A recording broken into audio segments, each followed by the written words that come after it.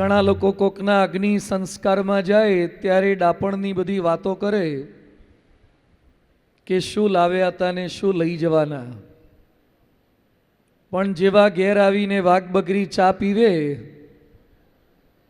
અથવા તો કંઈક થમ્સઅપ કે સોડા લગાવે અને તરત બધો વૈરાગ્ય ઓસરી જાય છે. યક્ષ પ્રશ્નોત્તરીમાં લખ્યું છે, અહની અહની ભૂતાની ગચ્છંતી ઈ યમાલયમ. રોજ કેટલા માણસો મરે છે. અહીંયા બેઠેલા અનેક લોકોએ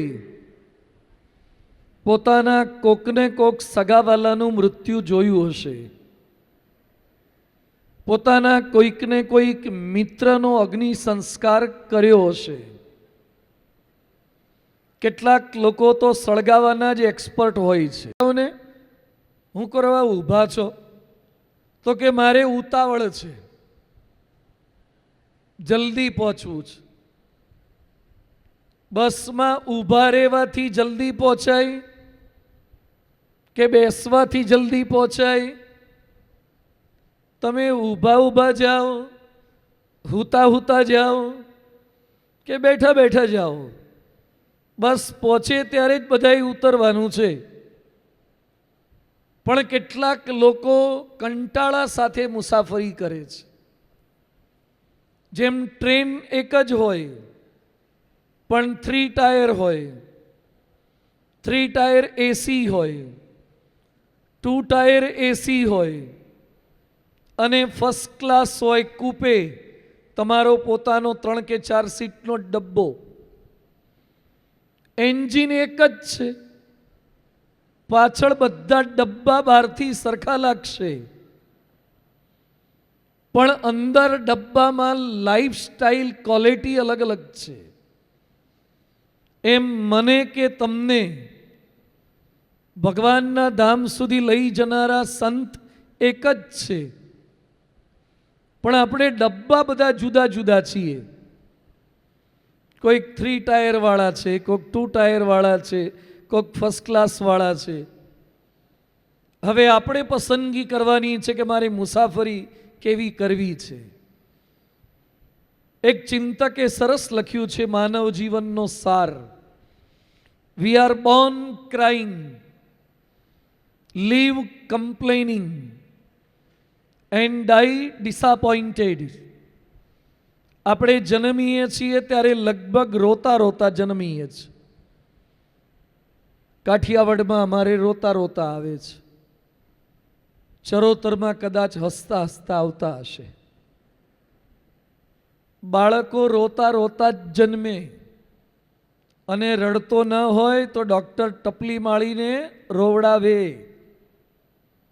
કારણ કે રડે તો જ એના ફેફસાની ધમણ વાગે. રેસ્પિરેશન સિસ્ટમ એની મજબૂત થવી જોઈએ. તો માણસ જન્મે છે રડતા રડતા. We are born crying, live complaining. આપણે જીવીએ છીએ ફરિયાદ કરતા કરતા. સવારે ઉઠીએ ત્યારથી ફરિયાદ હોય છે. બહુ વહેલો ઉઠાડ્યો, કીધું તો તોય ના ઉઠાડ્યો, એલાર્મ વાગ્યું જ નહીં, સવારે પાણી ગરમ આવ્યું નહીં, પેટ સાફ આવ્યું નહીં, ચામાં ભલીવાર ના આવ્યો, ટ્રાફિક બહુ છે, ગાયો આડી બહુ આવે છે, આ નગરપાલિકાવાળા ખાડા પડે છે પછી પૂરતા જ નથી. સવારથી શરૂ કરીને મોડી રાત્રે સૂવા જઈએ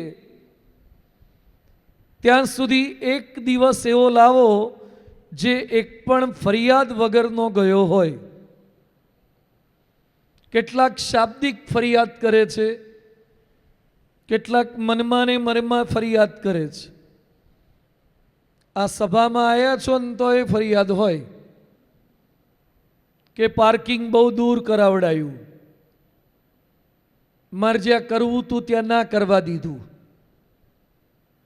સભામાં મારે બેસવું જ ત્યાં બેસવા દેતા નથી, અને આ સ્વયંસેવકો જ્યાં ત્યાં બીજે બેહાડ કરે છે. સભામાં ખુરશીમાં બેહાડ્યા છે તોય પાછી ફરિયાદ હોય, ગરમીની ફરિયાદ હોય, પંખો બરાબર મોથે આવતો નથી, બફારો બહુ થાય છે. કાલે વરસાદ પડ્યો, સભા પછી પડ્યો, તે સારું થયું, વાંધો ના આવ્યો. આપણે એક છોકરો મને કે કાલે રાત્રે અહીંથી અમે જતા હતા, મને કે કાલે સભાના ટાઈમે પડે તો ખરું થાય. મેં તમારા લોકોને તો આ જ કરવું છે. સભાના ટાઈમે પડે તો ક્યાંથી આવી છે કે બધા. પણ ફરિયાદ, કંઈક ને કંઈક ફરિયાદ જીવતા લોકોની, મરી ગયેલાની, પરિવારના સભ્યોની, આડોશી પાડોશી, સરકાર, ભગવાન, બધાની ફરિયાદો ચાલુ જ હોય છે. યોગી બાપાનું જીવન ચરિત્ર આપણને શીખવાડે છે, નો કમ્પ્લેન, નો ક્રિટિસિઝમ. કમ્પ્લેન બંધ કરી દો, કોઈ ફરિયાદ જ નહીં, કોઈના માટે કોઈ ફરિયાદ નહીં. આ જીવન કરી તે જીવી શકાય.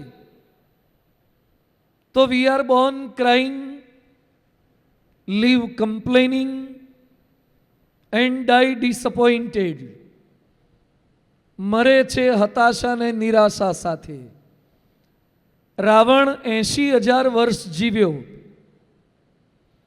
છતાં પણ રાવણ હતાશા અને નિરાશા સાથે મર્યો. બહુ વહેલો મારી નાખ્યો. 80,000 વર્ષ જીવ્યો તો એ શેની હતાશા અને નિરાશા રે? આખી લંકા સોનાની હતી તો પણ હતાશા અને નિરાશા શેની રે? ખબર પડતી નથી કે જીવન કરી તે જીવવાનું જ. કોઈ તન દુખી, કોઈ મન દુખી, ચિંતા ચિત્ત ઉદાસ. કોઈ તન દુખી, કોઈ મન દુખી, ચિંતા ચિત્ત ઉદાસ. થોડે થોડે સબ દુખી, સુખી રામ કે દાસ. બધા થોડા થોડા દુખી છે જ. ક્યારે કોઈને જોઈને માનવું નહીં કે આ ફાઈ ગયા. કોઈ ફાઈ ગયું છે જ નહીં. તમને કોકના રેબનના ગ્લાસ દેખાય, સનગ્લાસ દેખાય, ગોગલ્સ દેખાય, પણ એની આંખમાં પડેલું કણું એ તો એને ખબર પડે ને. તમને ક્યાંથી ખબર પડે કે ગ્લાસ પહેર્યા છે પણ આંખમાં કણું છે? તમને કોઈકની ગાડી દેખાય કે વાહ સરસ ફોર વ્હીલ લાયા છે ને, સરસ BMW ફેરવે છે, ઓડી ફેરવે છે, પણ બેંકના હપ્તા કેટલા આવે છે તો એને ખબર પડે ને.